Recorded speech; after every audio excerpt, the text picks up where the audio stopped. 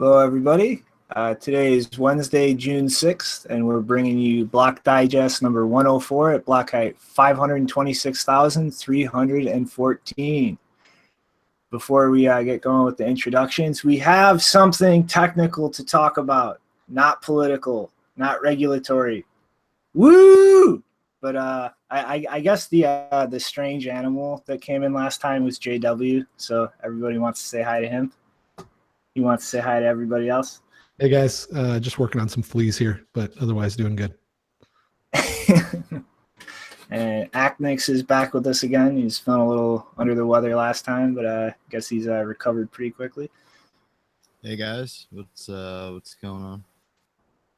And Nopara joining us yet again from another public setting. Hi guys, how's it going? Boom, boom, boom. All right, and sadly, Rick is also under the weather, and Janine got stranded somewhere, so sadly, it's just going to be the four of us today. But yeah, I guess everybody ready to dive into the first story? Yeah. Take that as a affirmative. I'm interested, but I wouldn't say I'm ready because I didn't do my job today in prep. So this is all exciting and new to me. All right, well, you can just listen to me ramble. All right. So this has me incredibly excited, but also a little bit sad inside. Blue Matt has proposed a pair of mining protocols to replace Stratum. And after looking at this, this idea is awesome, but I'm sad to say, I love Belker, and the guy has contributed a lot of shit to this space that I think goes underappreciated. But seeing this proposal from Matt, I honestly don't really see the point in trying to build out Belker's P2 pool idea, optimizing payouts with the Lightning hub and spoke model, unless you just really are that adamant about having zero counterparty risk as a miner. So pretty much what Matt is doing here with his BetterHash proposal, most of this proposal is pretty much just the actual, message spec for the protocol. So we're just going to be looking at the first couple paragraphs. But pretty much looking at Stratum, which has pretty much been the mining protocol used by pools since pools were invented, has a couple of issues. One of them is really kind of, in my opinion, not that important. But when a pool is kind of interacting with Bitcoin to generate block templates, kind of the way that core is engineered and pool software is engineered, there's a little bit of a higher latency introduced as far as generating new templates, and this would kind of address that. But really the biggest jump, in my opinion, is it's taking the protocol for actually distributing work that miners hash on and tracking shares for a pool to manage the payouts after the Coinbase pays out to the pool, and separating them into two different protocols that can operate independently. And so if widely deployed, what this would allow is your hashing equipment to be mining a Coinbase transaction that still pays out to a centralized pool, still track shares for the miners so that the pool can divvy things up among the individual hashers, but would allow the actual work and block templates that a piece of mining equipment is working on to come from somewhere else other than the pool. And so this kind of deals with the biggest problem with Stratum and the way pools are operated right now, which is pretty much that the pool has total control over the block template. Like they are generating that, they are deciding what transactions go into that. And this has a very centralizing effect on the mining ecosystem because there's not really that many pools out there. And the notion that somebody running an actual piece of mining equipment is constantly watching the network to see what their pool is doing. Like, are they doing anything nefarious? Are they censoring transactions? Is kind of ridiculous. And so with this protocol, you would be able to generate work yourself. So effectively hook this into your own node, generate your own block templates, and do the transaction selection yourself. It would let you grab work from somewhere other than the pool. So for instance, this would allow anybody to effectively set up a work server that is literally doing nothing but generating block templates and sending them to miners who could then get Coinbase information from the pool to be able to pay out to the appropriate place. And it would still also allow like the work and the templates to be generated by the pool itself. But like it's broken up pretty much into just a spectrum of options where you can go, like right now, how things are working, you can be completely dependent on the pool itself. You can trust somebody other than the pool, or just directly generate the work yourself. And it also comes with a couple optimizations to kind of get the most out of like what actual value pools provide right now. For instance, there is in the spec a design for using weak blocks, so that effectively hitting something in the difficulty for the header that is like greater than a normal share but still an invalid block could be propagated to the pool. And then from that point, you could simply kind of diff that using compact blocks and just send the header, the Bloom filter, and be able to get the like current block you're working on to the pool much quicker.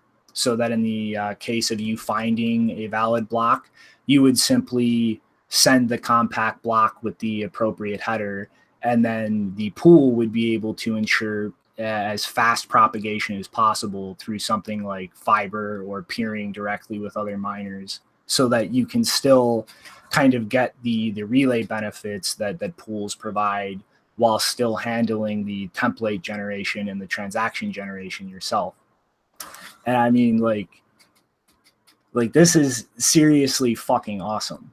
Matt was he was actually just recently on Jimmy Song's show Off the Chain talking about this. And like, if this design was kind of widely set up, you could literally have every single miner on the network mining to a single pool.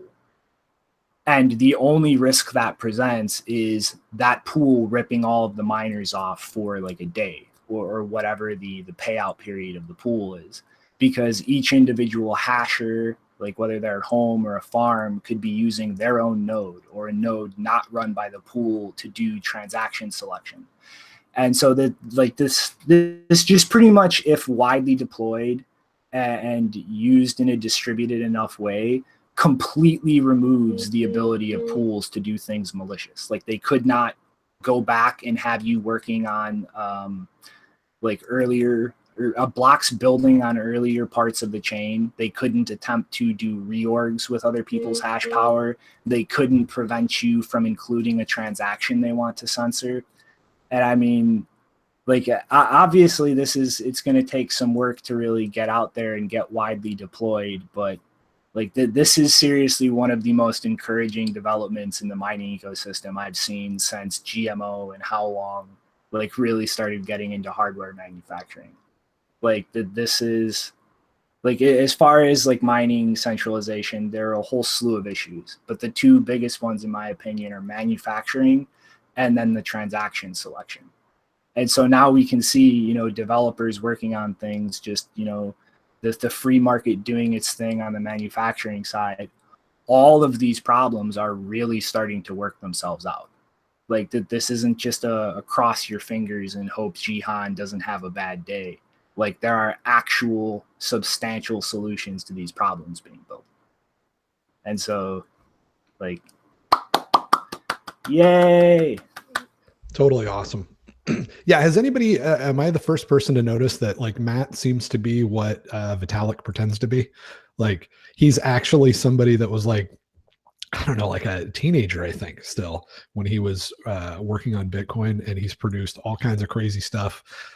He's even produced some ideas that he thought were bad ideas, like what Paul Stork calls drive chains, that were good enough to be stolen from scammers and run around with. I mean, that's pretty good. That's a pretty good endorsement of your ability. Like, you abandon an idea because it's not that great, but it's good enough to other people pick it up and run with it and try to raise money on it. So I think the guy's a freaking badass, and this is very cool stuff.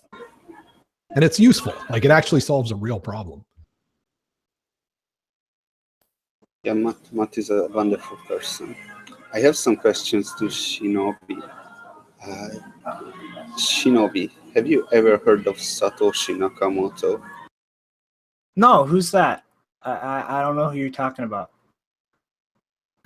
He's a Japanese guy living in Germany, and he created a cryptocurrency called Bitcoin. And he was the first miner who was constantly 51%ing the network. Okay, next question. Have you ever Sounds heard like of a art? Sorry. Yes, he probably was. he just changed the word. Never mind. Have you ever heard of art fords? Hard forks? What are those? Art fords was also, when the GPUs came in, he had more than 60% of the network hash rate. And he was the guy, at least that's how Timos described him, that the second guy after Satoshi, who, if you have some Bitcoin questions, you go to Art Fords. So he was someone who had a lot of hash rate. Okay, next question. Ghash.io. Have you heard of Ghash.io? I remember Ghash. Okay, so Ghash.io came very close to 50%.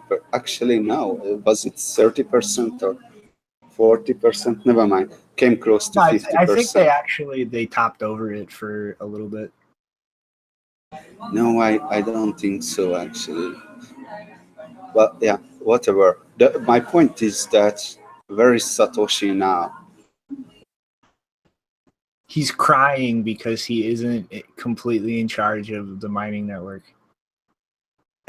So so where is Art Fords now? Absolutely No one no knows. clue. And where is Ghash.io now? Out of business. Okay, so have you ever heard of Jihan?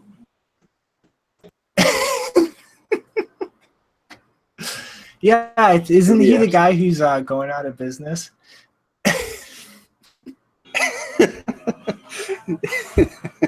But 2 years from now, we can ask this question. Maybe 4, hopefully. The guy who's attacking altcoins by creating ASIC miners even before the altcoin launches. That's how he's gonna be known. But hopefully this can completely disintermediate him, and that will be a wonderful thing to Bitcoin. Yeah, I think in a story coming up, we're gonna see things aren't looking too good for him.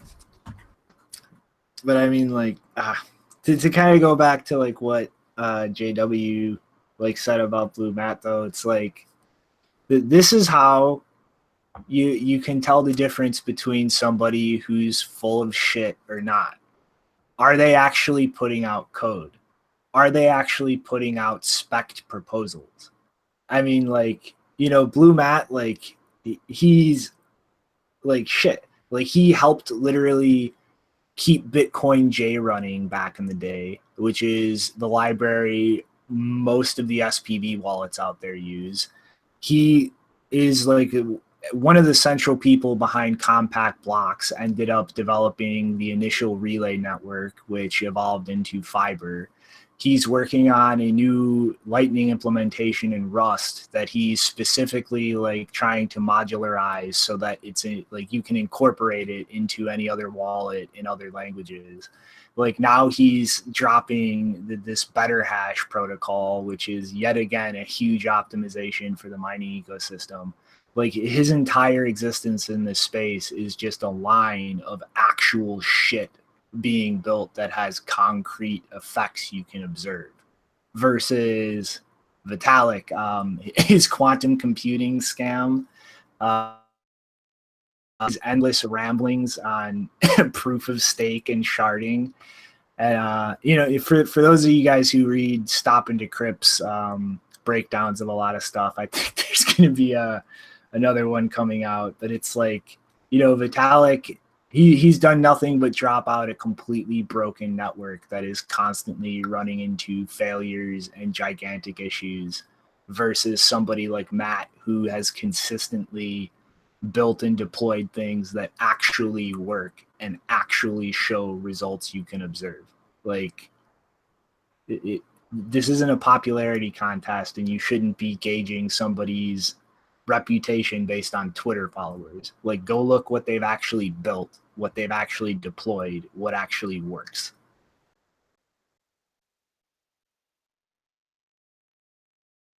Rant over. Okay.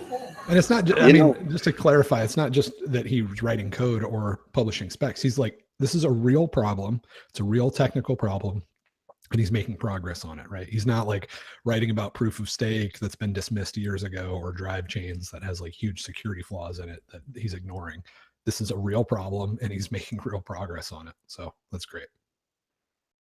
I mean, Vitalik was never a programmer, you know.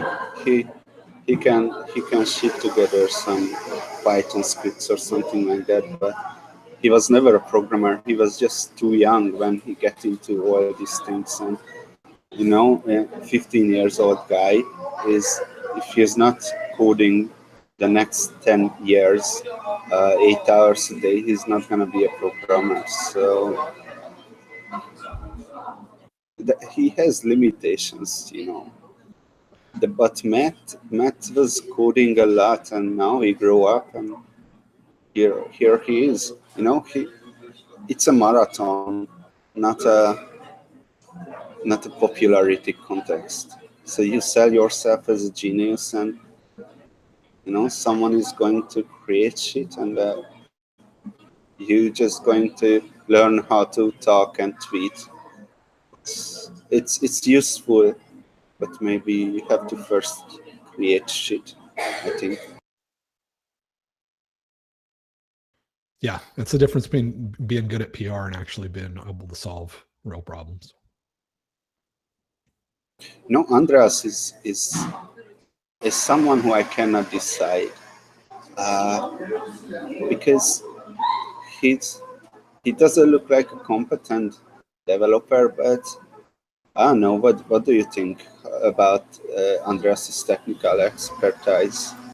Yeah, gosh, I didn't say Andreas. You just changed the subject to that, just for the record. But I don't know, man. It's so similar to Vitalik, you know. Well, I mean, I think there's some differences with him. At least one is that he's, as far as I know, he's not. Although, again, like I'm new. I don't know the whole history, but it seems like he's not selling a crap coin. Like my definition of a functional scammer is somebody that like persists in a technical error that puts money in their pocket. I'm not sure that that's going on with him. I did tweet out today a quote from him that just totally made me throw up in my mouth, which was something about it doesn't matter if you like Bitcoin Cash or Ethereum or Bitcoin, just build something. And we should put our petty differences aside. That really pisses me off, because somebody that's trying to push a security flaw into Bitcoin, which is possibly our only chance as a civilization at ever getting secure money, that's not a petty difference. It's hard to think of anything that's more important than that right now at this point in history. So, he does say stuff that pisses me off on occasion, but But I don't know. I mean, I don't know that he's getting paid for selling a scam the way Vitalik is. See, Vitalik and Andreas are two totally different like things. And real quick, let's try not to like linger on this for like maybe more than 10 minutes. But like, you know, Vitalik is just out there actually trying to sell something completely broken. And he sells this by like trying to craft that image of boy genius. Like he just throws out ridiculous buzzwords and tries to overload non-technical people into just a mindset of, oh, Vitalik is a genius. He said this, so that means it's true. Whereas Andreas and like his entire like niche and like income in this space is dependent on breaking down concepts so that the non-technical people can at least try to start like assessing things for themselves. And like, you know, as far as that just build things tweet, like that's the perfect example of it. Like he's trying to put in that into those non-technical people's mind the notion of stop looking at like fancy word salad. Stop looking at somebody's social reputation. Like look at what is actually being built. No. I'm not going for that one, man. Like you were so generous with guys like Fluffy Pony and all these folks, and I appreciate that about you, but that is not what he was saying in that context. What he was saying, like when you say put aside petty differences, like I'll bring up the exact quote. You're making it sound like this is not an issue that was worth fighting about. And it was absolutely an issue worth fighting about. So I feel like that's very milquetoast at most, or at least, right? And flat out like pandering to these factions of people that have a lot of money on the Bitcoin Cash side and the Ethereum side, right? But it's not. It's telling them put their time and work where their mouth is. All right. Well, I mean, if you want to interpret it that way, you can. I think it's up on YouTube. It was the I was watching his Internet of Money 5-year thing up on the stage and all that. So it's probably 10 minutes before the end, if anybody's curious about where that quote came from. But I think you're really stretching as much as you stretch with Fluffy Pony, for what it's worth. No, I was there live for the whole thing. I heckled him a few times. I think he's very much just trying to get people to appreciate if you're not actually building something, then your words are not worth shit. And I mean that's what. But that's not your average person needs. It's not That's not helpful at all, right? Like whether I'm writing Bitcoin code or not, I still can explain that having really big blocks is a bad idea and would cause major problems, right? That's something that is worth understanding. And if we didn't understand that, or if you guys, didn't understand that and rolled over, we wouldn't have Bitcoin right now. So I think that's a pretty pathetic heuristic. Like, oh, just shut up and build. No, you got to build the right thing and you got to understand what the issues are. You got to figure out who the experts are you can trust and who's trying to scam you. You got to figure out what projects are legit and what are Vitalik and Roger running around spouting nonsense. Like all of that is really, really important, and arguably more important than what you build. No, but that's the point, is you build it and then it works or it doesn't. Like there is no hiding that result. You built it. What happens. Your pathetic response to this just pisses me off enough to where I'll it's not really pathetic, JW. It makes me want to get way more hardline about this and be like, look, you constantly look at anybody who is not approaching social engagement exactly like you as a malicious actor. People have different mentalities. They have different personalities. They have different ways of gauging information. Yes, I just wanted to say that why you cannot see the parallel between Andreas and Vitalik is, I just realized this because you think about Andreas as a good actor and you like him, and you think about Vitalik as a bad actor and you don't like him. But I think Vitalik is he's not full of shit, He has very smart things to say, and I often find myself liking it. But what's the difference between Andreas and Vitalik? They both have decent technical understanding of stuff, but not an expert level, but decent, but they both put a lot of effort into social engineering, for the lack of better word, how to build their image and how to talk. And where the difference is that Andreas is not taking risks. So think about the debate. Andreas just refused to go into the block size debate for years, because he didn't feel like the space is de-risked enough to jump in. So, and maybe that's why you find him more likable. But I like actually both Vitalik. Yes, I like Vitalik Buterin and Andreas. It just you can notice stuff, and yeah, my point was that this is where the miscommunications come from. But the difference is, like, Vitalik more offensive is doing this directly to push his own project. Andreas is doing this just to get people into this space thinking critically with an open mind, actually looking at things that are proposed, and not just going into a blind read every time that somebody says something that contradicts what their, like, oracle or source of information is.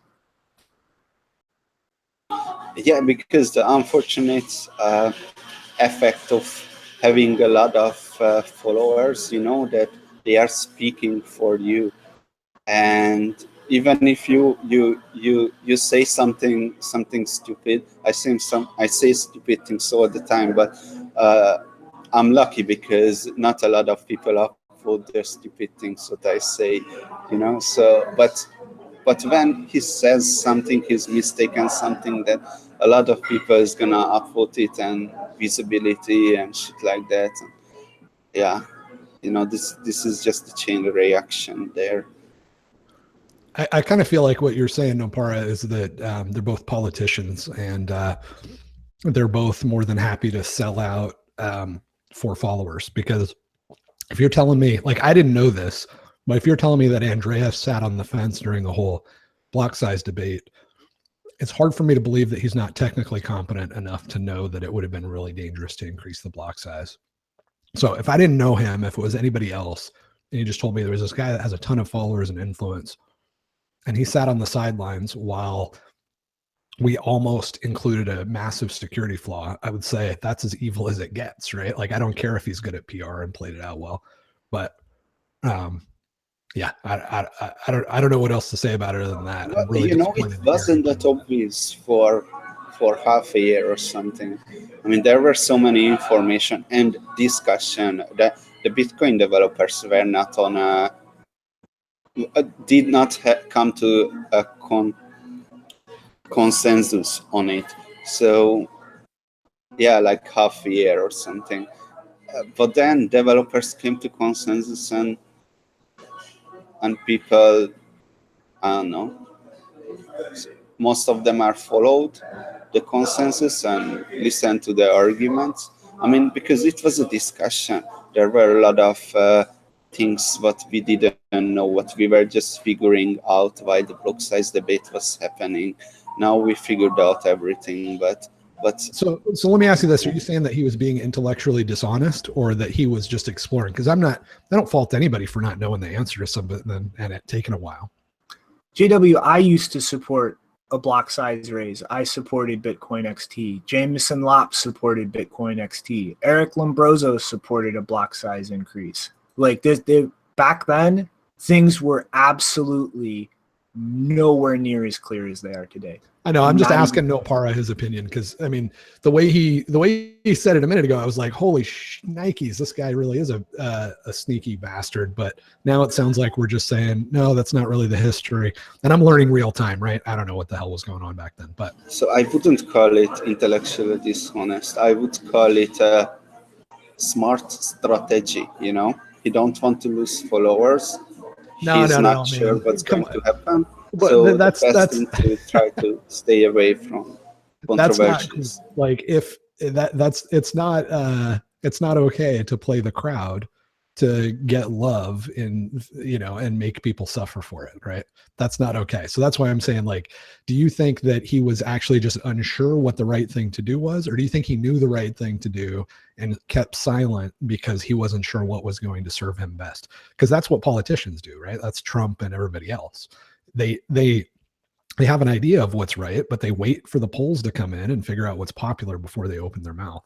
So that's why I'm saying, was he just exploring and uncertain, which I have a ton of respect for? Or are you saying that he knew what was going on, but he's a greasy politician? Because really, you can't have it both ways.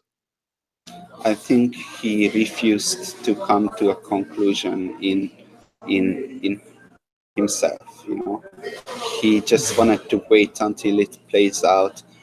But it happens with a lot of things, actually, like oh my God, like the whole blockchain is the new thing. Narrative was started by Andreas in 2013, 14. You know, he started this whole thing, and then blockchain, not Bitcoin. Andreas started that. Exactly. I think, Shinobi, do you feel like that? He started this? No, I don't think he started that at all. I do very much think he's a supporter of like lots of different token projects and cryptocurrencies, though. Back then, in every talk, I know because I was listening to him all the time. I mean, I went to a gym, walking on a treadmill, listening Andreas every day, shit like that, 5 times a video, 5 times. So my point is that what was said in every talk of him. Well, if Bitcoin doesn't succeed, cryptocurrencies are going to succeed. But if cryptocurrencies won't succeed, then the underlying technology, the blockchain, that's going to revolutionize the world. And back then, this was quite a fair thing to think about, because, you know, we really had no idea if Bitcoin is going to succeed or not. We just had so many questions and unanswered, and no one was using it. It doesn't even work properly. Anyway, the point is that I think he started this narrative, then he stopped it, and now he turned it backwards because people just okay, well, okay. So the history is tough. It was a trigger reaction. Yeah, so I could easily don't say blame mean him for it, things. but Yeah, I think that's what happened. So what's going on right now? Like, I don't know what his current stance is. Has he come out hard and said like Bcash is a scam or that Ethereum is a scam? Because I don't know about the past, but I know right now those two things could not be more blatantly He's still obvious. not doing that. But see, JW, I disagree with you there. Like, if Bcash was not doing this deceptive marketing, that's part of the definition of a scam, dude. But again, it's not inherently a scam. I didn't say, is he coming out and saying it's inherently a scam? I said it's obviously a scam. We all know it's a scam. Is he coming out and warning people and saying, don't invest in this scam? If the answer is no, then in real time, I can be judgmental about it. But I'm not going to say anything about the past because I don't know. He's very, very strongly implying it in a lot of talks of him that that was the right direction. So it's obvious what he's talking about, but he's taking an approach that tries to not hurt the feelings of everyone. So completely different approach than this show. Yeah. I mean, that to me is really scammy, right? That is right on the bleeding edge of being a functional scammer, because you do get money put in your pocket by not offending people when you get paid by going around and giving talks. And if you're not willing, if you're like a thought leader or something, right? If you have an audience and you're not warning people to not fall off the edge of that cliff, then I think you're a bad guy. So I'm not going to say for sure that's how I feel about it, but I mean, JW, from you guys that I didn't have before, that's making me really not comfortable with. That's kind of ridiculous. I mean, if everybody in the world that sees Bcash is not a scalable thing just runs around going, it's a scam, these people are retards, you know what's going to happen? You're going to wind up on a block list like me for thousands of people you've never interacted with, and you will not even be able to offer any counter. You will not be able to engage with their bullshit. You will be completely firewalled out of it. And if you want to reach people, you need people to be receptive.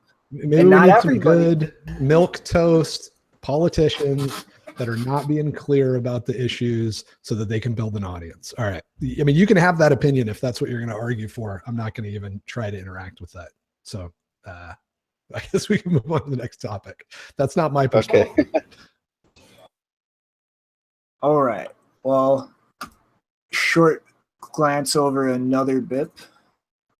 Vlad just posted a BIP to change the address structure in the Bitcoin peer-to-peer protocol to support new extended addresses in Tor, so that stronger encryption, which would also allow support for I2P, which has had a lot longer address format from the beginning.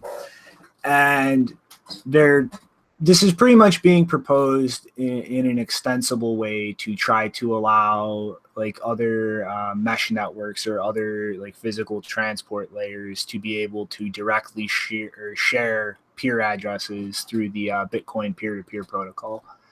And, it might not seem super glamorous or anything, but like, I think this is a very important thing going forward, especially if you start considering really in the long term, things like mesh networks or radio relay networks. Like this is, the kind of stuff you need to do to actually, have the ability to integrate things like that in a painless manner, instead of every time some new thing comes up, like you have to pull everything aside, like go through, figure out how you're going to shoehorn everything in.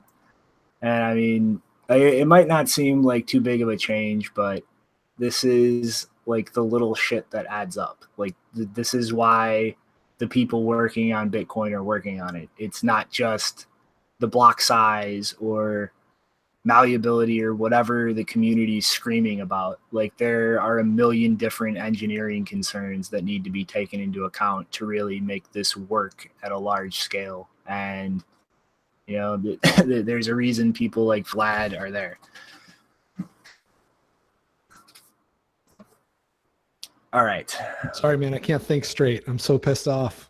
I was literally just about to say I can sense everybody wanting to continue arguing about Andreas. Yeah, I was just reading the comments, We might as well talk about it until we're bored talking about it, huh? Because I don't know. Maybe we can try to move on. But I'm seriously like, I'm so pissed off right now. I didn't hear anything that was said between, all right, we won't talk about it in this moment. Yeah, I don't think the timetable can support that. But so I guess we're gonna just roll on. Not really too much to really go over there, unless everybody wants to dive into Tor and I2P. I guess screw Tor, screw I2P. They're a bunch of scammers. Okay, say that when the FBI comes knocking on your door. No, why do you say that? I'm just trying to replace the conversation and express the same emotion. So, all right, jarring Shinobi segue. I think everybody saw that Microsoft is acquiring GitHub, and I've seen quite a lot of strong feelings about this flying around on social media. I guess I've got some 2 cents to toss in, but I know Nopara wanted to talk a little bit about this first. Yeah. So you can't say anything, but Microsoft is Satan. If you say anything else, you're banned from the show. Okay. Microsoft is a terrible company that has proven its ingenuity, and it's a bad actor in the space many times. And Microsoft has bought GitHub, and now the world is over.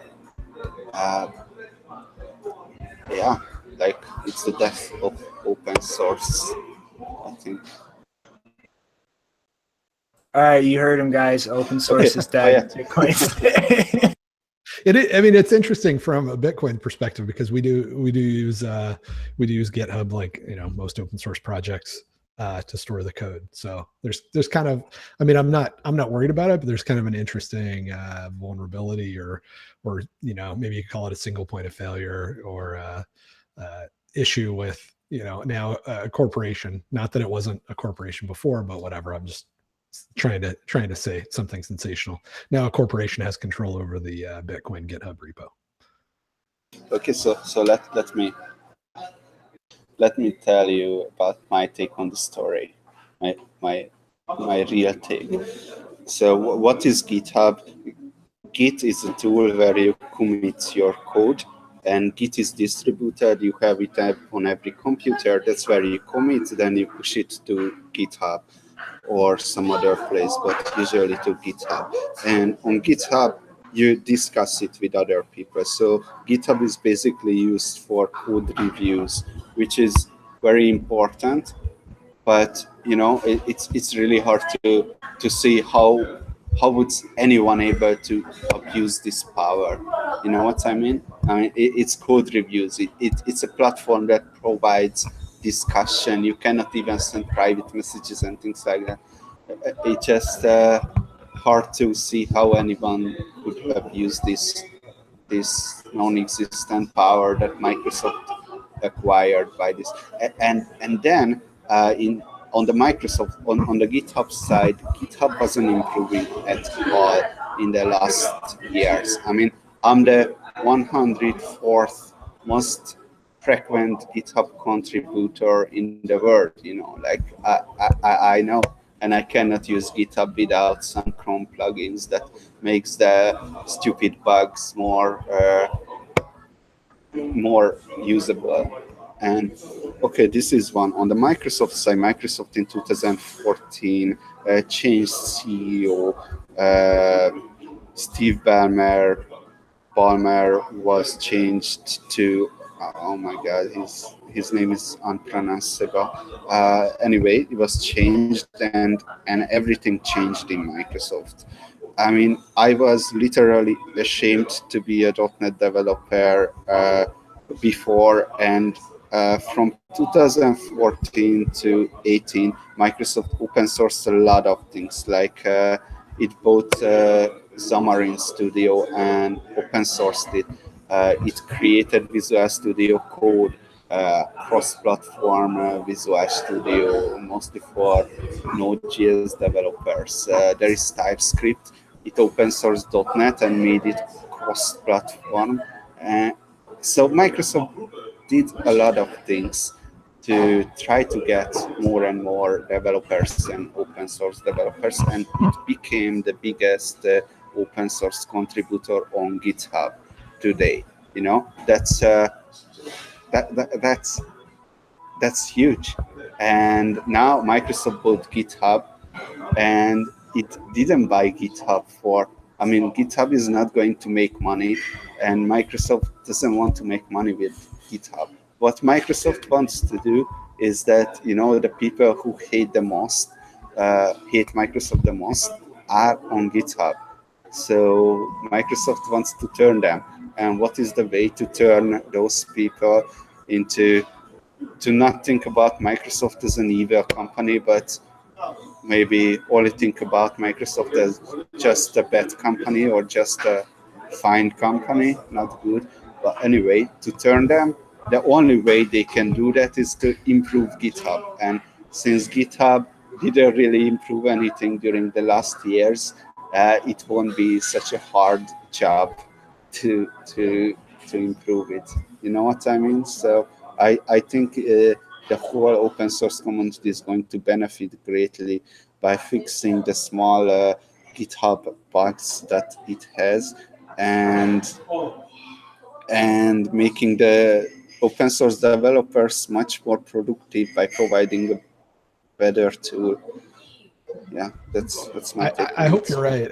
I've seen Microsoft buy stuff in the past where they have good intentions, but then 2 or 3 reorgs later, the people that bought the thing have no relationship with the people that own it right now, and then it ends up being, you know, used because there's some VP in some marketing department that's like, hey, you know, we have this asset that's not being used. We should really just put like one little pixel or one little thing over here. Or let's just tweak this. Or why don't we wire this thing up with TFS? And oh, by the way, let's make that the default. Little stupid decisions along the way that after 5 years just make them, you know, the product completely unusable. And the pessimistic part of me is like, you know what, the bureaucracy that they have set up right now and that they've had for a long time will probably result in some of that stuff happening. Maybe it'll be more good than bad, but you know, I don't think it's going to be clippy, but you know, I can almost guarantee there's going to be some really annoying little things to push developers to use other Microsoft products. Maybe they've turned over a new leaf.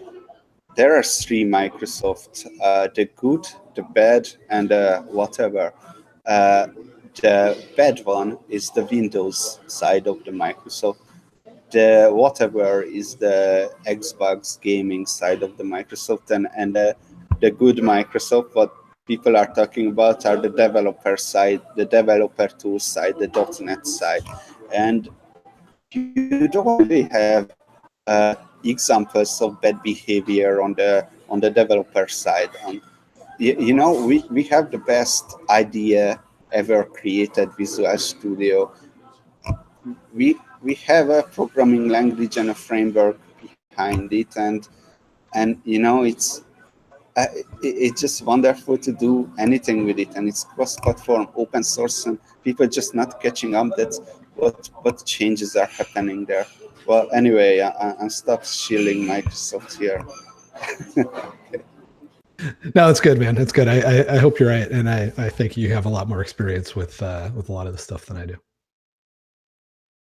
Mm-hmm. So they're pretty much just trying to keep building those developer relationships, to keep building shit on the platform so that they don't really fall behind other shit. Like, say that's a good like TLDR, Nopara?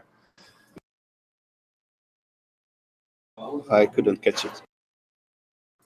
I said, so they're pretty much just trying to like create goodwill outreach for developers so that they continue developing on their platform. Like, pretty much like a good way to sum it up, right? Yes, exactly.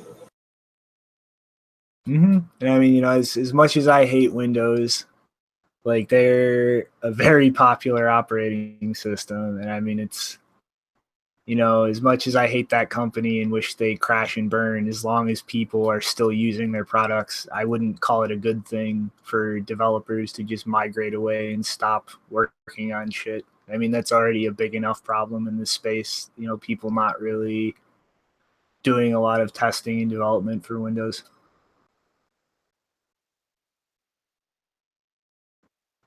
Alrighty. Jarring Shinobi segue. What? Coinbase moving to Japan? Buddying up with the FSA? What? They're crawling up some other government's ass? Oh my god. But yeah.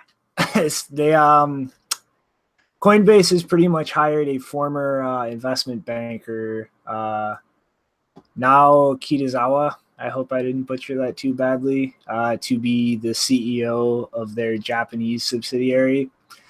And they're rolling through the finalization of their application for a license from the FSA. But yeah, don't really have much to say from this, except it's kind of obvious Coinbase would be the company that really kind of sticks in there and doesn't run away from all of the regulatory frameworks being set up in Japan. I mean, they pretty much are just bankers trying to integrate into this space and capture as large of a market share as possible. But it's, I don't know, pretty much the one thing I'm interested in this is seeing like how far they push into the Japanese market and whether they kind of try to stay more concentrated on the retail market side of things, or if they try to start integrating a lot of the institutional products that they've been developing in America right now in Japan as well. I'm kind of interested to see how the competition between like domestic Japanese exchanges and Coinbase goes as far as those institutional products, if they do try to extend those into the market as well.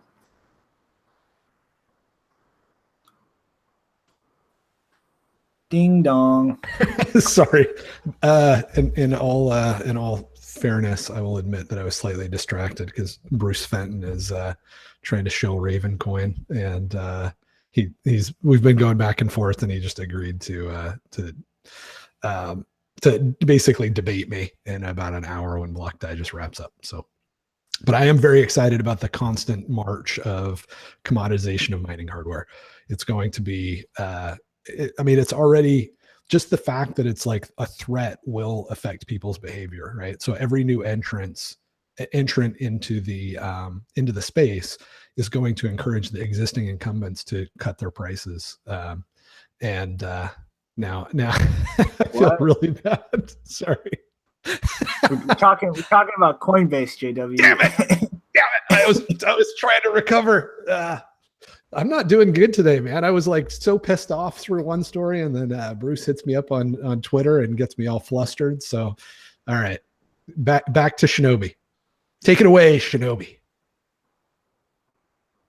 Well, let's find out if Japanese regulators favor domestic companies or foreign companies when it comes to developing institutional products for their investment banks and hedge funds and so forth. Oh, that's why I was zoning out. That's regulation talk again. No, I don't know, man. It's I hate to see Coinbase expanding at all. I feel like they're just a huge cancer of stupidity moving across the face of the earth. But hopefully it all brings more people into Bitcoin in the process.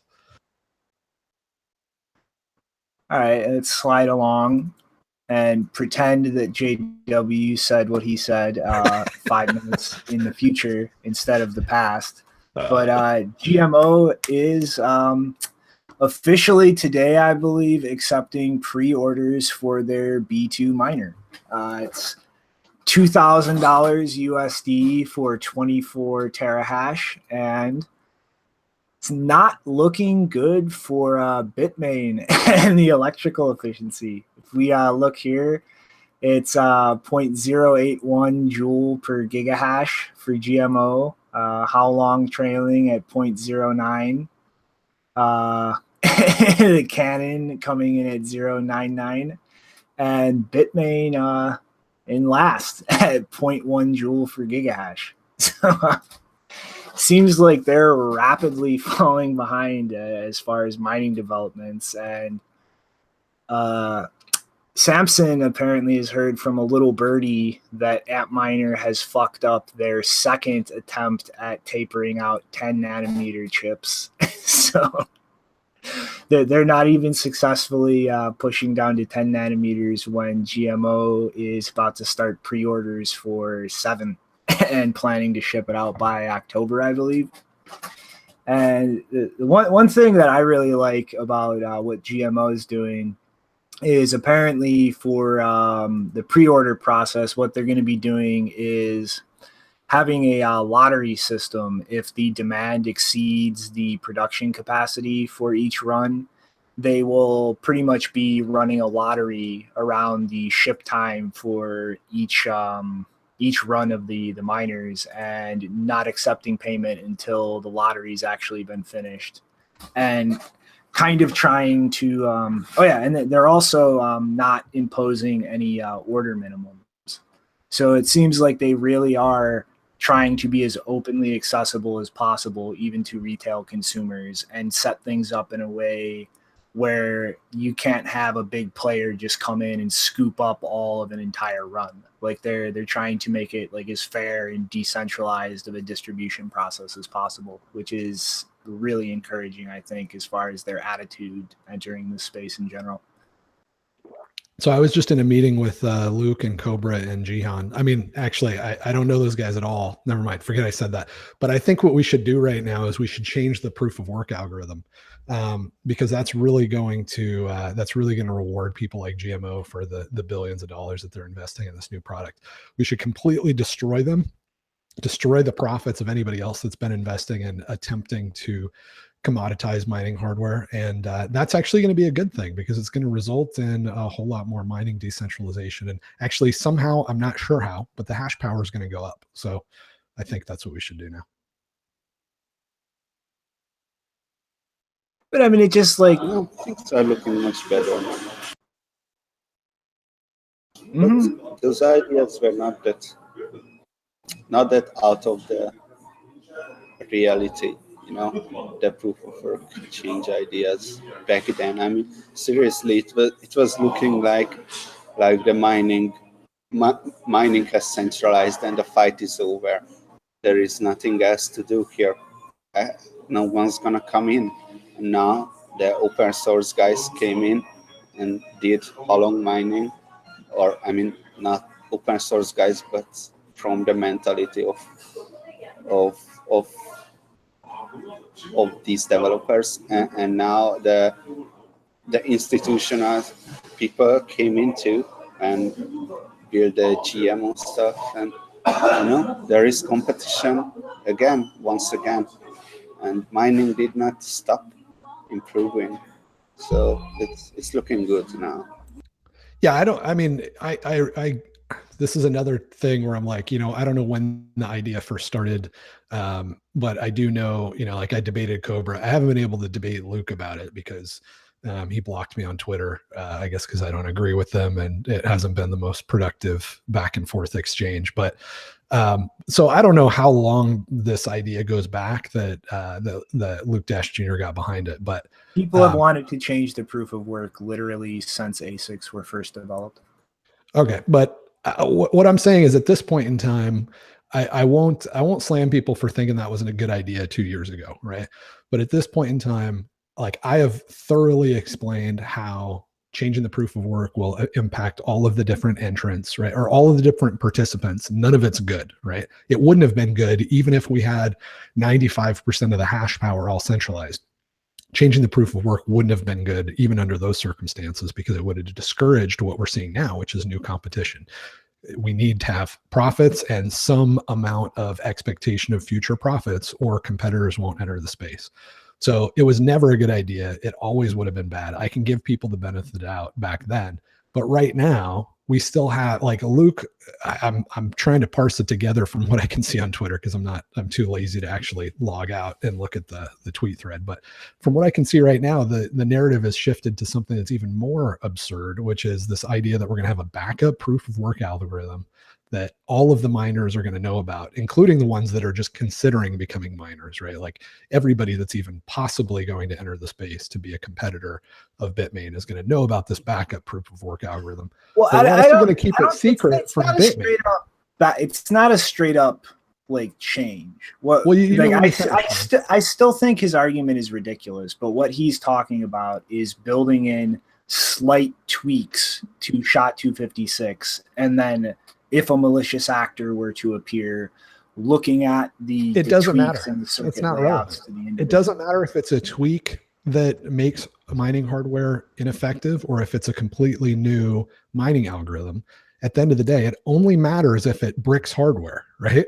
And it can only brick hardware by changing the algorithm enough to where, you know, it's a different algorithm. So you can market it and you can layer it and you can create some kind of weird, confusing story about how it's not a new proof of work algorithm because we're just tweaking it or we're adding another thing. It has the exact same effect on all of the participants in the market. But it's not, and that's the rationale, is that his rationale is each tweak to SHA-256 by a unique manufacturer could be looked at, and the proof of work change to allow valid work from all of the non-malicious actors. So anybody except a malicious producer would still have functioning hardware, would still be able to continue producing their existing hardware. It would be the malicious manufacturer that would have useless hardware. And I still believe but that's the point. It's an absurd concept. And it is a change of the proof of work. And it is a change of the proof of the work that requires that we keep it a secret from everybody knows about it. Everybody in the world knows about it except for Bitmain. Like, that is the idea. And it's absurd. It's not. It's each hardware manufacturer would each have a slight variant and we would change things so that all of the non-malicious variants were valid. It's not one thing you're keeping secret from Bitmain. It's a pool of things with which, or from which, we would select only the non-malicious variants to accept as valid. So we would somehow prevent Bitmain from being able to have the same variants that GMO has, so that we could decide that we like the look of GMO's smile, and we could brick all the Bitmain stuff and not affect GMO. That doesn't sound Bitmain would. Well, again, like, I disagree with the idea, but I think the dynamic of the situation is very different than just a singular secret proof of work. It's not very different, because whatever, let's say there's 500 backup proof of work algorithms, right? Or 5,000, it doesn't matter. At the end of the day, it's a change that we have to make sure that everybody's prepared for, except for Bitmain, which means Bitmain would not be able to know about the backup algorithms, or they would just copy them. So you can layer in additional layers of complexity, but it's still really, really stupid, man.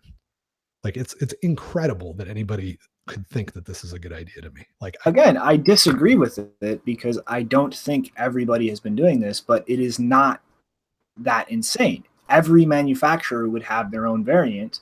Like, unless Bitmain is running around grabbing everybody else's, incorporating all of that into their hardware, which I'm not sure would be possible or cost effective. All they would have to do is just copy one other manufacturer.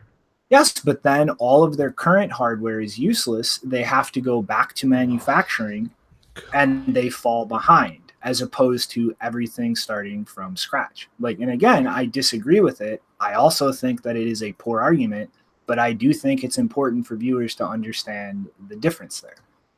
All I'm saying is that you can create this Rube Goldberg system on top of it, but the fundamental economic analysis is the same. If you change the proof of work algorithm, you're going to harm people that are entering the space, new competition, a lot more than you're going to harm the old incumbents. And nothing that we've talked about changes that fundamental truth. I'm not saying it's a good idea, Jado. I'm just trying. No, I know, man. I'm only wanting to argue about this because I think it's really, really important. I don't think it has the support that it needs, but I don't know what it felt like when the big block stuff started, right? Like, if we can nip this in the bud sooner rather than later, that's better. And changing the proof of work algorithm would be far worse than a big block change, right? We would lose all of our hash power basically overnight. And we would cause any other entrant to compete with Bitmain and these guys to be very, very fearful about expending a bunch of capital to invest in tools that could be the end of the game in a way that I think even the big block stuff didn't have the potential to be. So, yeah, I think it's something that we should be pretty aggressive about making clear to everybody. This is a really, really bad idea as early as possible. Yeah, I think it's a horrible idea, but I just want people to clearly understand Luke's logic. Like, I want people, if they disagree with Luke, to go actually argue from a rational place and not be misinterpreting what he's proposing. Well, then maybe they can hit Luke up on Twitter and say, hey, instead of just trying to create your own echo chamber with people that don't agree with you, let's have a half an hour conversation. Like, even Bruce is willing to do that. You're advocating for something that people that are not absolute idiots think is super, super dangerous. It probably deserves a little bit of a dialogue. I've talked to Luke about this and told him I think it's a poor idea, but I mean, he's going to advocate what he advocates for. Like, that's why I like and respect. I didn't say he has to agree with it. I said he has to change his behavior with which in regard to how he engages in the discourse, right? Instead of blocking people and trying to create a Roger Ver echo chamber, why not have a intelligent conversation with me or anybody else that is convinced that this would be catastrophic? That's not too much to ask. That's the minimum that we should ask of somebody that's trying to convince us all to make a change that's this important. Yeah, I don't disagree with that. But all right, we are pushing past the hour limit. Guys ready for a fun one? Yeah. All right, Mr. Fake Toshi, what's this?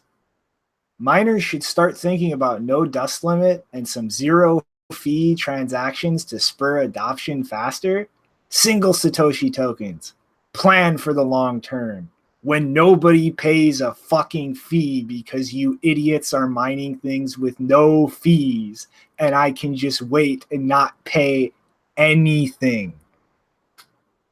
So CoinGeek and nChain are literally planning on altering their mining pool's software to remove the dust limit and accept free transactions with zero fees.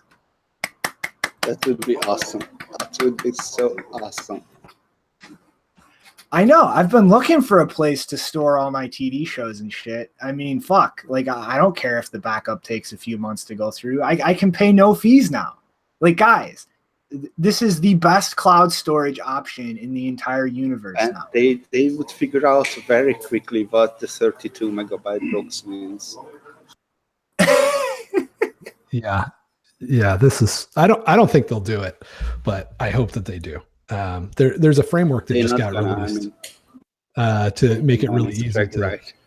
What's that? Oh yeah, it's Craig Wright. They're not going to do anything, he says. Of course they're going to do it. Like, dude, this is exactly what people like Mr. Hodl have been saying is going to happen. Like, they're going to keep pushing this fucking free transaction nonsense to the most absurd extreme, and eventually they're going to have to alter the coin supply. Like, if this happens, I mean, like, Jesus Christ, like, who in their right mind, except some lunatic Bcash fanboy, is going to pay a fee when you can just not pay a fee and wait? Like I mean, people there are that crazy, are completely crazy on the other side, but they are not completely crazy. They are not gonna do zero fee transactions. They are just crazy, not completely crazy, if you know what I mean. But why not, Nopara? That is the perfectly economically rational thing to do. If I can pay you money and not pay a fee versus pay you money and pay a fee, why am I going to pay that fee? Like, why? Especially with like the entire rabid insanity of zero confirmation being safe and secure. Why would I pay the fee? I just sent you a zero fee transaction. It's cool, bro. Zero comp is totally safe. I mean, we both have arguments against what you are saying. In fact, that's why you are saying this in a sarcastic manner. But they understand our arguments to some degree, even they don't admit it, if you know what I mean. But my point is, like, this is just like economically rational, Mopar. Like, if you are an economically rational person and you can do something without incurring a cost, you are going to do something without incurring a cost. And I mean, let alone, like, you know, I'm just looking right now at the economics of mining and like how this is just the stupidest thing in the world with the incentives. Let's go on to the UTXO set. So they're going to remove the dust limit. Well, okay. The block size is what functions as a throttle for the rate at which the UTXO set can grow. They've increased it by a factor of 32 versus Bitcoin's like prior to SegWit. That leaves the fucking dust limit as the secondary throttle. You can't create an output that is smaller in value than the dust limit. So now, if this actually goes through, if a lot of miners start doing this, you have not only like increased the rate at which the fucking UTXO set can grow by 32 times, you've now removed the only other limitation to like its ultimate size and growth. You've removed the dust limit. Now people can literally create outputs of a single Satoshi. If you break down the 21 million coins into outputs of just single Satoshis, you are literally talking about 40 plus petabytes. Like, Okay, so let me tell you how they are thinking about this. They keep saying that 1 GB blocks and shit like that is not are perfect, and what they think is that, well, 32 megabyte is kind of closer to 1 GB than 1 MB or something like that, but they know that it's not going to be 32 megabyte. So they feel safe to increase it to 32 megabyte. So what about the zero fees? Well, according to our logic, zero fee transactions should go into our network. However, if we allow zero fee transactions to go into our network, then we are going to figure out what 32 megabyte means. And there is a chance that we are wrong on it and other people are right on it. And so we would rather not try that out. So they are going to play it safe and not going to let zero fee transactions. I mean, that's just completely crazy. They have nothing to gain with it, and I mean, that's yet another thing. Unless they fully believe their bullshit, but they don't, If they do this, like, you either need to directly send this to the miners, or you are going to need to update nodes like dust limit locally for relay nodes. So not only is this completely and utterly retarded with the mining incentives, not only is this incredibly exacerbating like the potential UTXO set bloat, but if relay nodes are upgraded to allow relaying things without a dust limit as well, now you've just opened an insane denial of service attack against nodes. I can just take a tiny fraction of Bcash and just spam you with 1 Satoshi transactions all day. Exactly. Like, I mean, it was kind of refreshing to talk to somebody like Chris Pacia the other week and actually have a civil conversation. But like, most people on the other side of the fence are not like Chris. They're not going to sit and rationally assess things. They don't appreciate how this actually works. They said it too, that Chris was more of a reasonable person.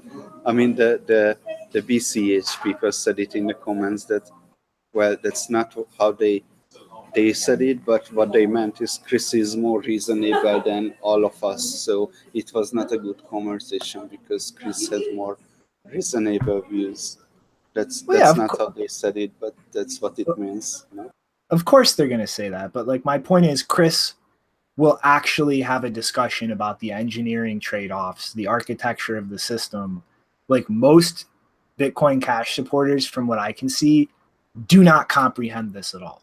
Like, they do not understand. They cannot assess these things. Like, they're just blindly repeating things.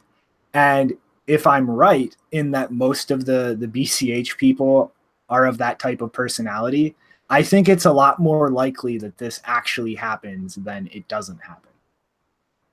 And it's like, personally, it is going to be fucking popcorn city for me. Like, I mean, I would love to see that happen, but I think we are just underestimating the BCH people. I mean, they are not this stupid. I mean, come on, there's no one this stupid. You have to be completely retarded to do this. Like Craig Wright to talk about it. It's just not gonna happen, I think. Anyway, yeah, let's move on to the next topic. But I don't wanna. Okay. All right. So everybody strap into your hats, and let's hope that I'm actually understanding this code correctly, and this next person on Twitter is not misleading me. But Parity just issued an alert for an update due to a consensus bug. And based on this diff here and what Mr. Christopher Goes from Germany is saying, this is because in a certain condition, Parity was literally not checking whether transactions were signed. And so effectively, there's an Ethereum improvement proposal out there to pretty much make their broken design somewhat more efficient.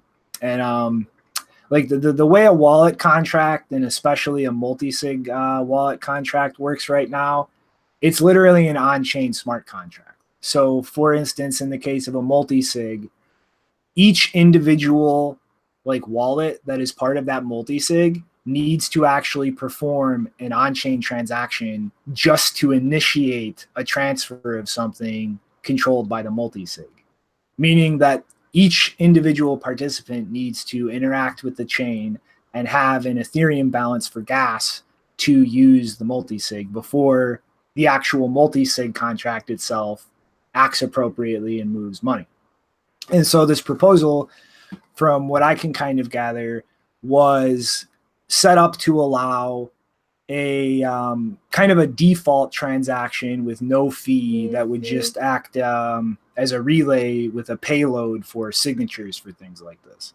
And like it in itself is not signed. It's just kind of being broadcast from a like default Ethereum address into whatever contract you're using. And then the contract itself would then handle like the spending the gas and kind of simplify the whole process of using something like multi-sig with the way the entire system is architected right now. And so Parity apparently was kind of not enforcing that correctly. And so if miners had mined a transaction using this, it would have been interpreted differently by Geth and Parity and cause a chain split. So I mean, like this is like, I seriously I don't know what to say anymore with these Ethereum bugs and this shit. It's just fucking ridiculous. Like the entire architecture is fucked, as inefficient as I can imagine something like this being, and a proposal to streamline that a little bit, which isn't even implemented yet, or I mean activated yet. Parity fucked up implementing and left the entire network open to a chain split because of consensus failure. Yeah, this is retarded. I mean, it is. There's no other word for it. And it's like, it's almost like I don't know. It's like, it feels like watching the government in a way, right? Like at first when they do something really crazy, like get us into a war that doesn't make sense, you're just outraged, right? And that only happens to like 15-year-olds and 16-year-olds in the United States, because by the time you're like 30, you've seen like 14 of these things and you're just like, whatever, right? Oh yeah, killed another 1 million people in the Middle East. That's a bummer. This is how it's starting to feel with Ethereum. Like it's just so much dumb so often that I'm really totally desensitized to it. I wasn't even interested in this story. That's how bad it is now. And I'm like a security guy, right? Like I'm always interested in bugs, especially bugs that result in stealing money. So yeah, I today I did a video on why I think all ICOs are doomed. And I think Ethereum fits into that category. Like there were some people that were involved early on that may have not been scammers, right? Like I think most of them were, but most of the high profile ones were. But I think once that kind of money flows into the project, like any motivation to actually do anything useful has been completely destroyed and eroded. And I'm all for the free market. I'm not saying that that like if you give somebody money, it demotivates them. But if you give somebody $100 million to work on something that maybe will produce $1 million in revenue over like the next 3 years, that is like such like you're just like choking that horse with so much dumb money. It's just not going to be able to breathe. So I think that this is the natural result of that. You know, on the one hand, I can sympathize with developers fucking up basic things, because We're doing that all the time. I mean, I came from software development background, and everyone was fucking on basic things all the time. But when I came into Bitcoin, I saw that things cannot be taken that without you have to take 100% care of every line of code, whatever you're writing in Bitcoin, because you are playing with other people's money and not just writing a fucking I don't know, other media player for the App Store or something like that. So yeah, it's unfortunate that Ethereum developers go fast and break things fast mentality along this mentality, and they don't take good care of their code or pride in their. I mean, I don't want to say they don't take pride in their code, but not as much as Bitcoin developers, that's for sure. And yeah, their culture is really fucked up, their coding culture. Like Shinobi just told me to integrate Lightning Network to the wallet, and this is the exact kind of things, but what you don't do, you don't integrate Lightning Network for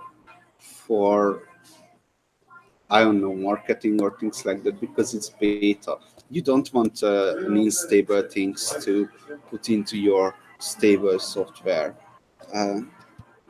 Ethereum, okay, let's do sharding, let's do this and that, and in the end, there's nothing's going to work. You have to be conservative when it is about money, Mm-hmm. I mean, that's like part of what like pisses me off so much about the entire Ethereum ecosystem. I mean, I don't want to go get up and wave the paper around because it's not in arm's reach, but like I literally have a physical copy of the Bitcoin magazine from 2014 where Vitalik, as a writer there, posted the first big article on Ethereum, where he's talking about like a world computer and legal contracts and decentralized messaging apps and storage systems. And money was that this isn't money, this is the world computer. And now somehow over the years, we've gotten to this weird space where like everything is being pitched as financial contracts, moving money around. Like he's literally gone on Laura Shin's Unchained or whatever podcast and directly said that he never saw Ethereum for anything more than moving value around in the beginning. And it's horseshit. I'm literally 6 feet away from an article he wrote himself in 2014 discussing how it was explicitly designed for all kinds of things that have nothing to do with value transfer. And it's like they just keep piling more bullshit into this Rube Goldberg machine and just gaslight and whitewash the entire history of what their stated goals were in doing this. Like it's ridiculous. Like it is one of the few things in this space I would legitimately call a Ponzi scheme. But they have no like literally the only person with integrity I can point at in the Ethereum ecosystem is Vlad Zafirmir. And at this point, he's literally just laughing and trolling about all the fundamental problems with it. And just like, oh, I don't know what the fuck to do. Whoops. I mean, it's ridiculous. Yeah, this is not like the new social network, right? Like this is not I don't know, messaging pictures of cats back and forth. Like those sort of projects, they do have a lot of bugs, right? And they can ship early and break things and all that. But even in like really, really crappy companies, like even in like the worst companies in the world, which are like US banks, they don't ship stuff without putting it through some pretty thorough testing, and there's a code review process. They're not smart enough to open source code and really build a community of people that are looking at it most of the time, but they rarely ship stuff that's this bad. And they are honestly like the worst. Not true. I mean, I was working for I was even working for nuclear plants, writing the security software into. I shouldn't even say this, guys. Let's just move on. Yeah. All right. Look, what I'm saying is that the worst software companies in the world are banks, right? They produce the worst code of any typical company for the amount of stuff that they secure. But even those guys, they have some amount of code review, and they usually will hire security consultants to come in and do attack and pen tests and do security code reviews if it's something that's high security and public facing. They have the least incentive to do it because the government will just give them money and bail them out, and then they can, raise fees and say we have fraud problems and all that sort of stuff. But in my experience, they're not even this bad. So I don't know. For what it's worth, this seems, in the last 20 years of my experience, to be some of the worst, most regular sort of critical security flaws coming out of any project. But I mean, it's Lord Vitalik is infallible. We must follow his word. All right. Well, I guess Nopara slipped off real quick. Let's change the story out from under him. So this I am happy about. As a Ledger user who moved away to Electrum, and now the Electrum personal server from Belker, because of how completely and utterly shit their Chrome plugin is. Ledger is going to be releasing a desktop native app and working on releasing an iOS and Android version. So for people who don't like connecting shit to their browser and all of the bugs and potential nonsense that enables, if you own a Ledger, no more.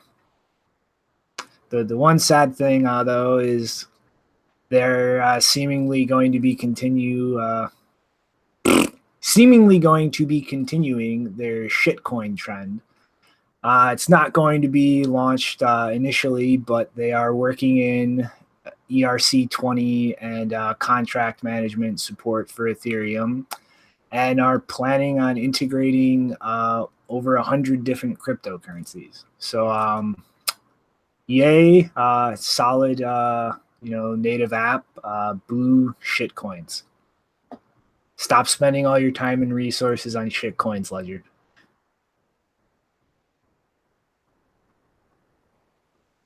Could you explain me? I'm not familiar with this news. That what does Ledger do with the Electrum Personal server? Oh, I'm just saying, like, I stopped using their Chrome plugin almost instantly because it's a flaming pile of shit.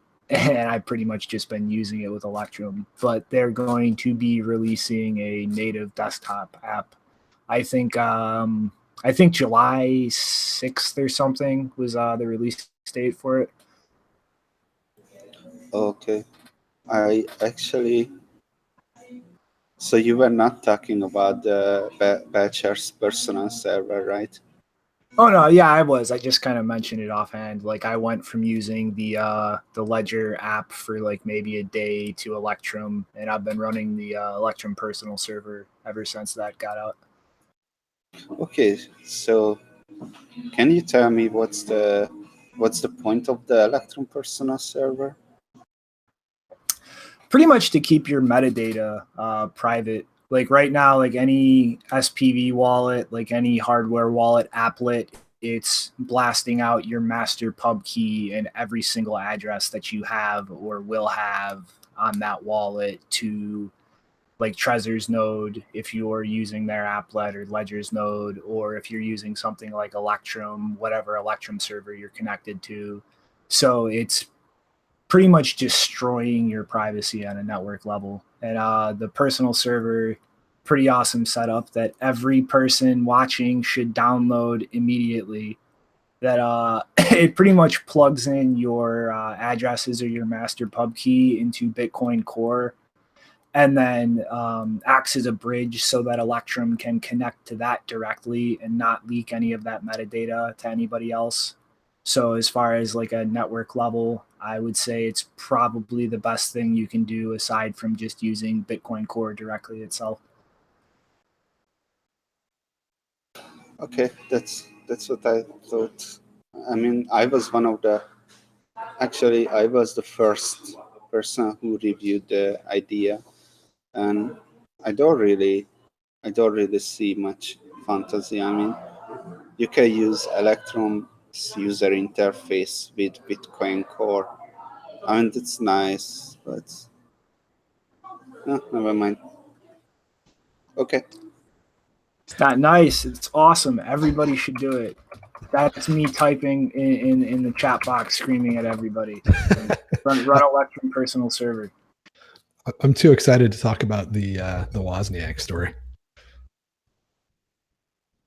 Is that our segue? Nope.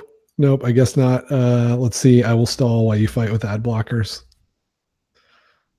The Woz is big on Bitcoin. All right, take it away, Schnobes.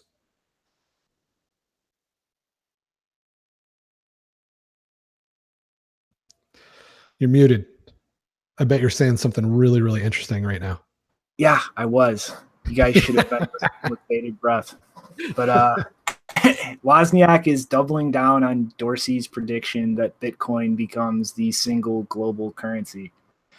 And, I threw this up there, not really a story, but I just find it interesting that any of the really like technically competent people kind of circling the space, especially a lot of people involved in actually building big products or services on the internet, or, just computing in general from the early days, they always seem to gravitate to, like, I guess you could say, a maximalist point of view. Like they really appreciate the importance of that interoperability and that network effect and having a standard protocol for things, as opposed to everybody's private protocol that has to all be hacked together in, a bunch of overly complex ways for them to interact with each other. And I just think, it's kind of an interesting thing to really consider. Like, ding. Sorry, I was fighting with my mute button there. Yeah, I love Woz. I think he's awesome. I love his personality. Like, I love everything about that guy, man. Like, I'm totally a Woz fanboy. I love that the guy is still he still just loves to build stuff. Like, he just loves to tinker and get his hands on like new devices and code. And I think a lot of us have had our lives improved by the work that he did, just because it's in his nature, right? He doesn't try to like scream from the rooftop that you should worship me. He's just like, I just like to build stuff. And so I built stuff back then, and I'm still building stuff.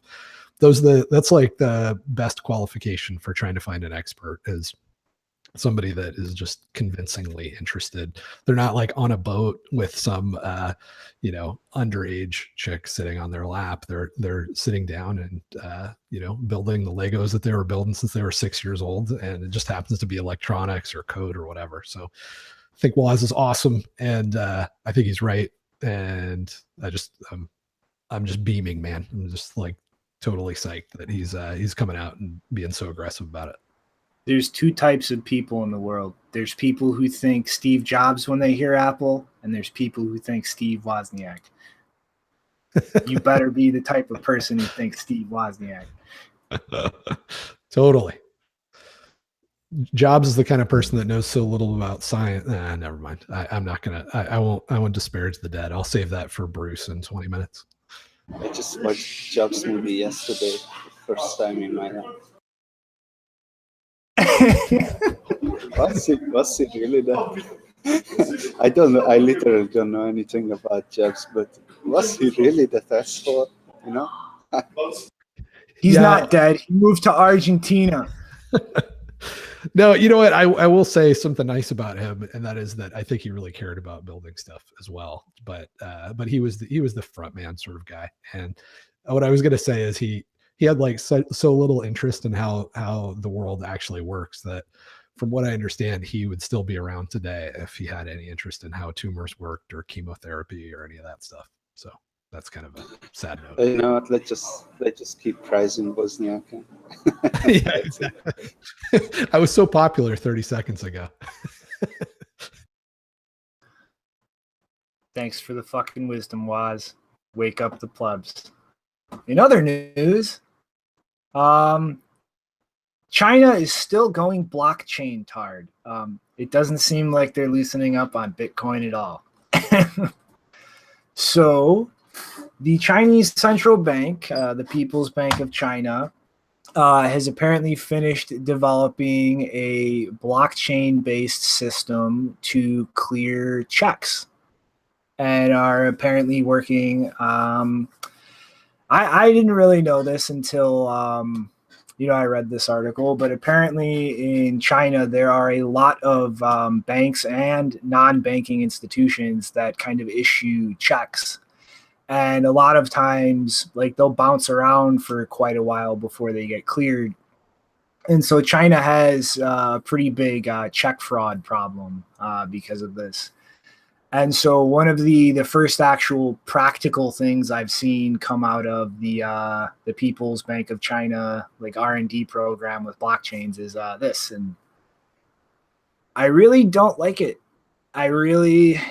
Like, everything I see coming out of China attached to the word blockchain just makes me very uneasy about where that country is going in the long term. Like, setting up a thing like this and digitizing checks, like all of these checks can be tracked. Like the central bank, anybody who has a copy of the ledger that this is going to all be underpinned by can see everything about where the money's going. And I don't think I really have to expound too much on why it should be a little horrifying to think about the Chinese government developing yet another avenue to pretty much track everything their citizens are doing. I mean, like...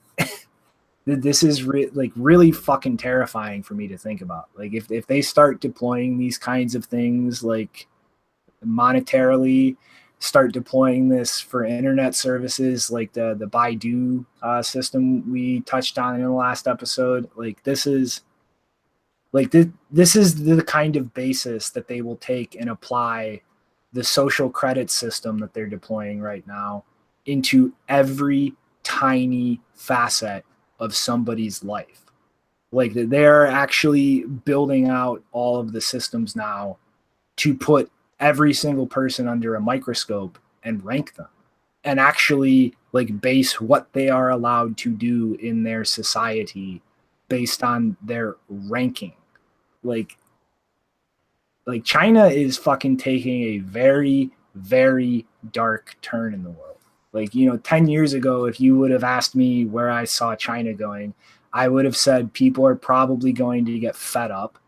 There's probably going to be massive civil unrest and rioting until the government starts moving in a more democratized direction. And that's the exact opposite that's happening. Yeah, I mean, let me comfort you. The United States is the very best at tracking everything that you do, every dollar you spend, every phone call you make, every email you send, every voice conversation that you have. And they're also the best at PR. So they make you feel the best about the circumstances. So I'm not really worried about China. I'm far more worried about the direction that the United States is headed.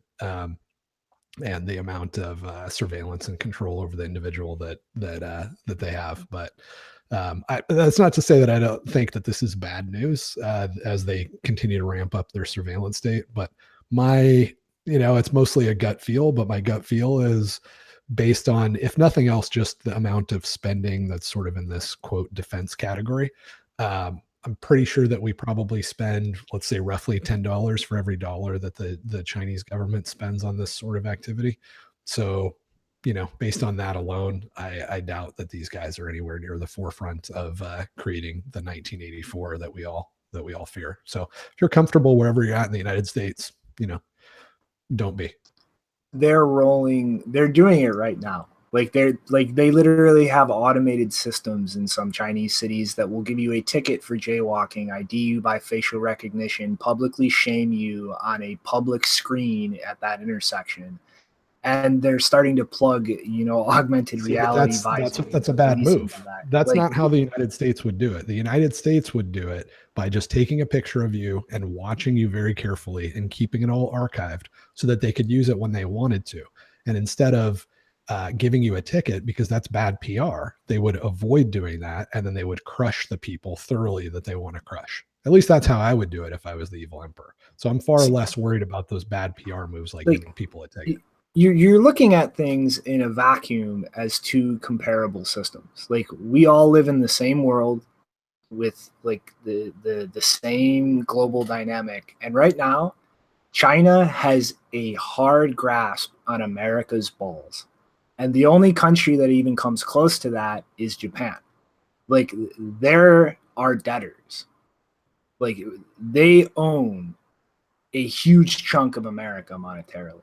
And what they do, how they progress as a society, is very worrying to me with how much potential influence they have over America, considering the lion's share of our debt they're holding. So to see this kind of situation continue evolving this way, I think it is very relevant to America, and it should be very worrying.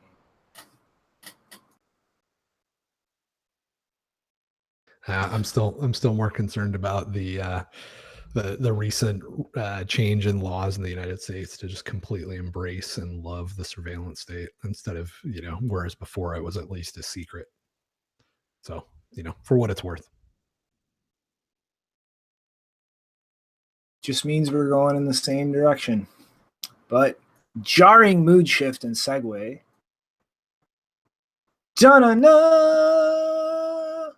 Twitch is accepting cryptocurrency. You can now tip Twitchers with cryptocurrency, although sadly they're using Coinbase and requiring people to actually register a Coinbase account and handle all of that KYC nonsense.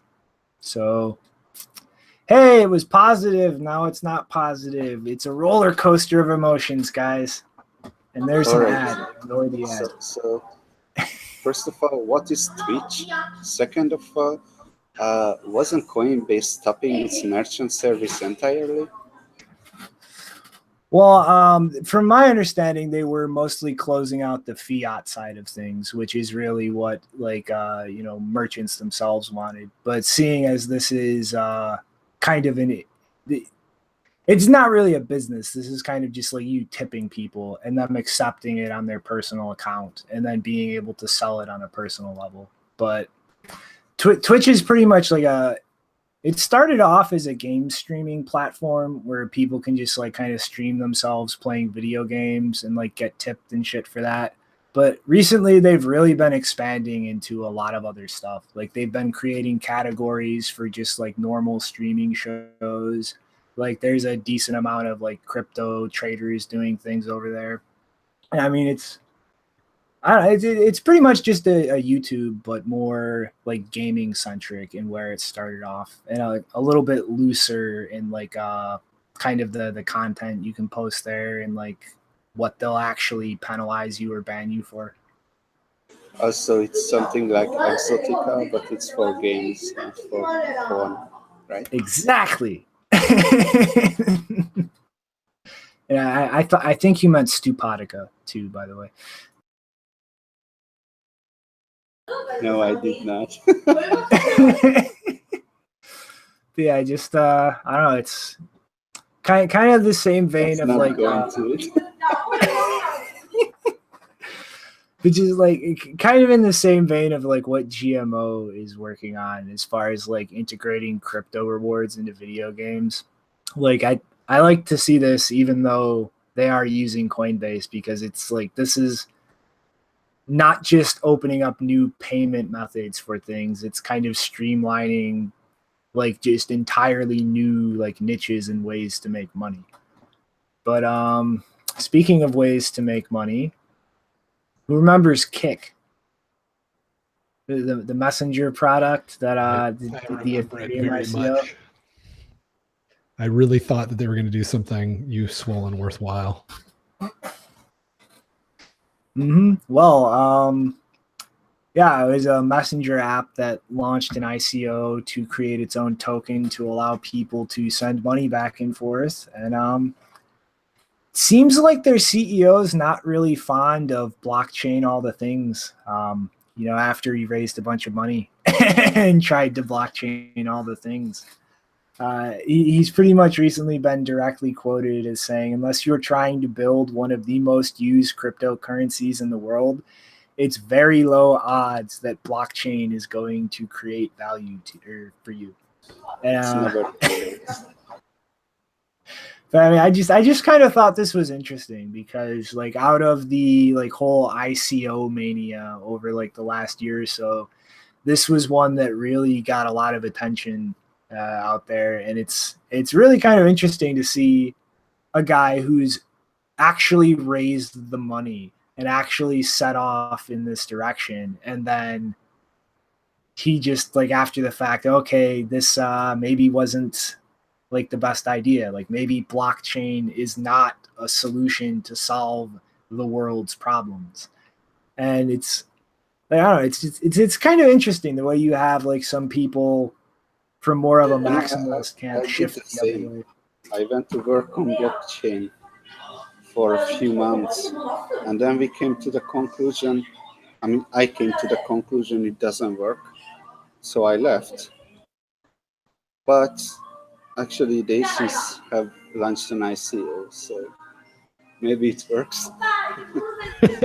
Depends on what you mean by works. So I see what happened. He got memmed really hard on Silicon Valley, and now he's walking away with his tail between his legs. Yeah, so Kik's idea was they were going to create a currency on their own platform. It was because they have a bunch of teenagers that use it. It's a pretty big social network among younger teenagers, and they were going to. It was basically going to be a way that you could send. You could do payments inside, and then they were going to open source all of Kik, Kik. And I thought, oh, that's interesting because it's kind of a way that they can exit and then just walk away. Because once they open source it, somebody will enable Bitcoin, but it's kind of a way for them to monetize that transition. But I think that they planned on building it on Ethereum, which was just a really stupid idea because it could never support enough transactions to matter. So I don't know why they didn't do something like a colored coin on Bitcoin, but maybe it was because they also knew that there was going to be spike fees. So it's interesting because like without Lightning on Bitcoin, a lot of this stuff just can't happen, even though people have spent millions of dollars trying to make it happen. Like one person could have just said, yeah, that's not going to work, and saved them a lot of effort. But with Lightning, I mean, they could do something like that. Not that I think it's a good idea to have another competing shitcoin, but at least their plan could have been executed with colored coins if you can find a way to make those work on Lightning. I just think it's just nice to see like they did this like I forget how long ago, but they were talking about like scalability issues with Ethereum, and now he's just like gone full on like he's effectively just said like this whole blockchain craze is just nonsense, and it's like it's good to see people move in a direction towards reason as opposed to away from it. But in the interest of time, jarring Shinobi segue. So this is not specifically related to the challenge of the regulatory regime in South Korea. I have been digging around, kind of trying to find more information on that, but I think it's going to be a bit because the translations are completely bastardized, and I kind of need to dig around a little bit more and make sense of things. But in September last year, a man was pretty much busted selling child pornography for Bitcoin in South Korea and sentenced to, I think, 18 months in prison. But the court that he was initially tried in ruled that the Bitcoin he'd received for that would not be seized, as it did not represent some kind of tangible asset. Well, this was pretty much pushed up to the Supreme Court, which has ruled that Bitcoin is an asset. It does have value, and it is seizable legally in connection with illegal activities. And initially so far, a lot of the other branches of the Korean government have kind of, made statements to the contrary. But as of right now, as far as the Supreme Court is concerned, it's pretty much been recognized as a financial asset in South Korea, which I think, from the vague understanding I have what's going on with the challenge to regulation, I think might kind of help that argument a little bit, as like from what I've gathered, it seems the entire argument for challenging the regulation is its violation of property rights as described in the Korean constitution. And if like this continues to go forward and this is not overturned in any way, that Bitcoin is an asset, I think this would kind of help bolster the legitimacy of the argument of property law violations. Seeing as it's officially recognized as a financial asset now. And we're going to steamroll along to the next one because we got 4 minutes, and we're going to make this timetable, damn it. We're going to make it. All right. So, Dong Hee, the director of the Monetary and Capital Markets Department in the IMF, I think he finally had that moment where it clicks and he realizes what Bitcoin actually represents. So what's this? His quote here pretty much is dealing with the volatility of things and the lack of, an enforcement through legal tender laws as far as the valuation of cryptocurrencies.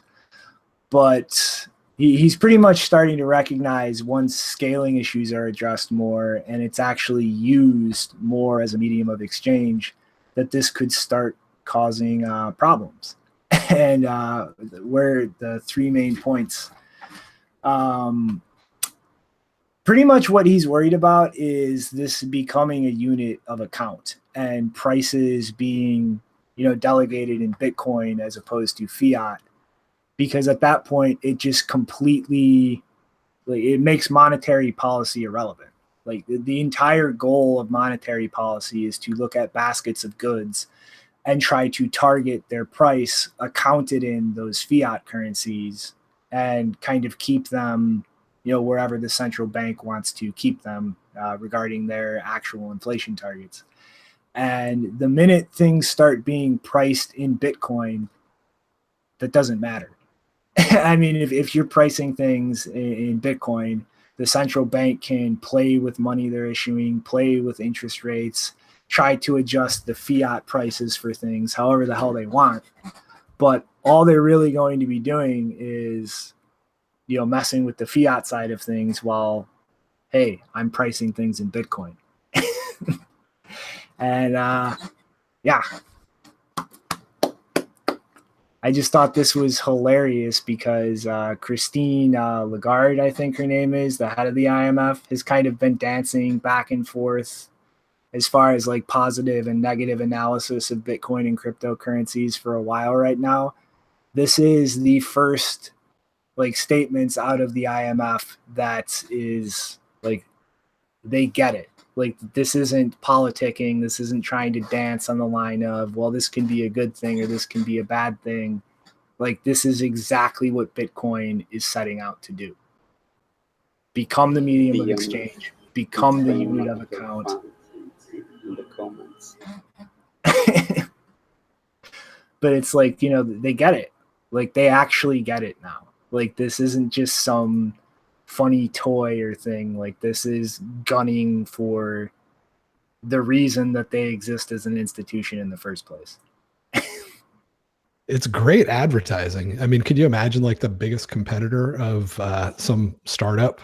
It's the startup has like 0.00001% market share, and the competitor is coming out saying, yeah, we have concerns about these guys. We're not really sure, but maybe we won't exist if this thing keeps heading the direction it's headed. It's like this. If you're smart money, you should be like, what? It's time to invest. Mm-hmm. It's that moment is coming. They're waking up, and they're either going to have to sit back and let shit happen or take whatever desperate measures they can. But they're going to have to make their mind up sooner or later. Hey, I better jump off because I don't want to give Bruce any excuses for not showing up this time. Last time I scheduled an interview with him, he couldn't do it. So, just vote McAfee. See you. All right, see you. Tell him I said what's up. All right. All right, and I guess JW gave us the perfect segue. That is the Madman who is going to challenge our beloved God Emperor Trump in 2020. How dare he? I will vote for him. Don't let the God Emperor hear you say that, Nopara. You're gonna disappear into a fucking windowless room somewhere, and no one's ever gonna see you again. But yeah, it's I don't know what the fuck is going through like John McAfee's head. Like, this guy is batshit insane. Like, he tried this during the last election. He was a completely marginalized candidate who almost nobody paid attention to. Like, but now he has crypto. He has the votes of crypto people. But he doesn't. He's a fucking lunatic. Like, this guy has raped women, probably killed his neighbor. Like, he literally moved down to Belize to play fucking third world cyberpunk billionaire. Like, it's probably you can say it about every politician you guys had. Dude, Trump is a fucking rocket scientist with the IQ of Einstein and a perfect game plan compared to John McAfee. McAfee is a complete fucking schizoid lunatic. Like, I mean, like, Jesus Christ. Like, the hammock, okay? That's all I have to say, the hammock. You either know what I'm talking about or you don't.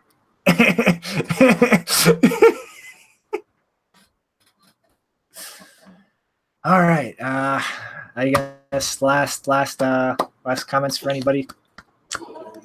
Yeah, I didn't know what you were talking about. On the but never mind. He had a hammock in Belize where there was a hole cut in it so that women could shit in his mouth while he was laying under the hammock. Oh my God. Okay. So what happens in the bed or in the hammock? That's private matters. My point is, in Hungary we had a party that was gaining traction and had some percent of votes. I think even got into the parliament. I don't know. The point is that party was a joke of politicians to make joke of them and things like that. When it was the debate, or when it was some final interview in a national television, the guy put himself in a chicken costume and went into the chicken costume, went into the interview and he was saying nothing but what the chicken says. I don't know what it says it in English. Probably not a roof or whatever. My point is that that party got votes. I mean, McAfee and Trump is the same. They don't dress into chicken customs, but the same, it just doesn't matter. At this point, people are so angry that it just doesn't matter. Just get anyone who's promising them free beer, because yeah, it's sad. We are going to get one of three people as a president in 2020. Trump is going to be reelected. Ivanka is going to run and get elected. Or we're going to have Kanye West run as a Republican and just absolutely like drive half of America batshit insane. I don't care who. Any of those is going to be fucking hilarious.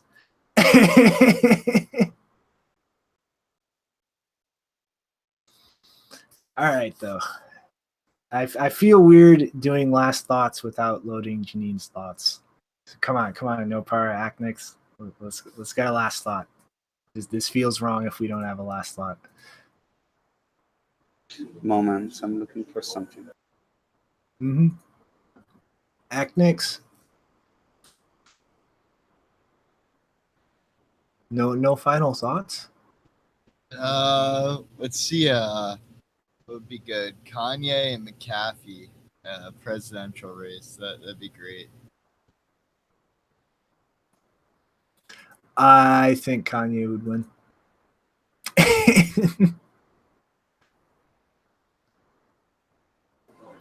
Yes, sir. So can you see this? This is what I was talking about. So here is the interview. Oh my God. I thought you were kidding. That's Jesus Christ. Oh my God. Recursive.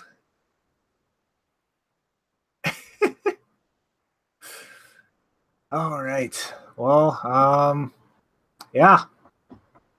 It's been a fun day, everybody. Sad that we didn't have Janine and Rick with us. Yeah. I guess here's my final meme. Blockchains are fucking stupid. We'll see you guys next time. Adios. Bye.